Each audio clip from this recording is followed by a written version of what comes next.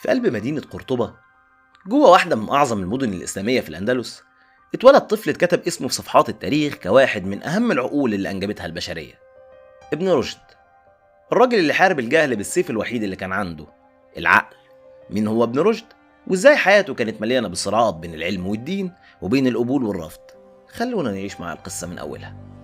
ابن رشد أو أبو الوليد محمد بن أحمد بن رشد اتولد سنة 1126 ميلاديا.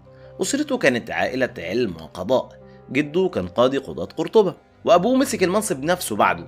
جوه البيت ده اتربى ابن رشد على حب العلم، لكنه كان مختلف من البداية. وهو صغير كان بيقعد يتأمل النجوم ويسأل أسئلة محدش حواليه يعرف يجاوبها عليه. ليه القمر شكله بيتغير؟ ايه اللي بيخلي الليل والنهار يتبدلوا؟ شغفه بالمعرفة ظهر بدري، وده كان مجرد بداية. اتربى ابن رشد على دراسة الفقه زي ما عيلته كانت عايزة، لكنه توسع أكتر. بدأ يتعلم الطب، الفلك، الرياضيات، الموسيقى والفلسفة. دماغه ما كانتش بتقف عند علم واحد، كان بيؤمن إن العلم كله مترابط. فكرة إنه يدرس حاجات كتير ما كانتش مجرد شغف، لكنها كانت جزء من طريقته لفهم العالم.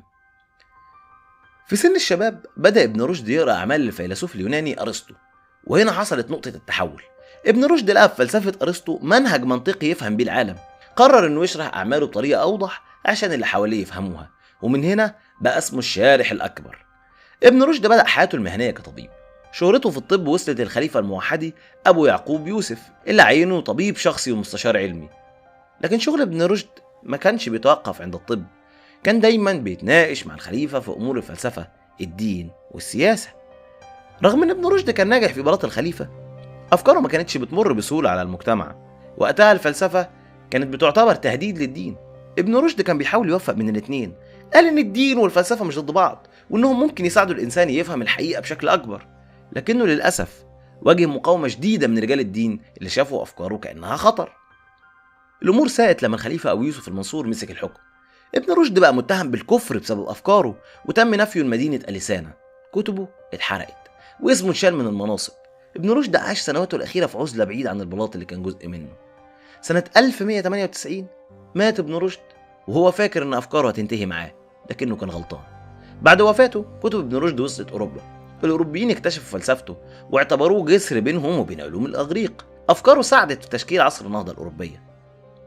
ما نقدرش أبدا ننسى فضل مصر في إن كتب ابن رشد تفضل موجودة لحد وقتنا هذا.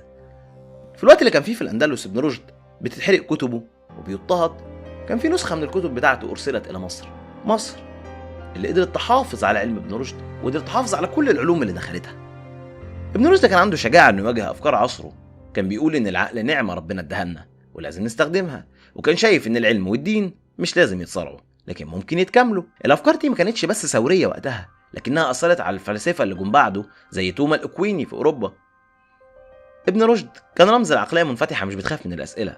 حد زي ده لازم نحتفي بيه، مش بس كفيلسوف لكن كإنسان حاول يحرر العقل من قيود الجهل. تفتكروا لو ابن رشد كان عايش في عصرنا كان هيبقى ليه تأثير أكبر؟ كان معاكم أدهم أمين، ودي حدوتة قبل النوم.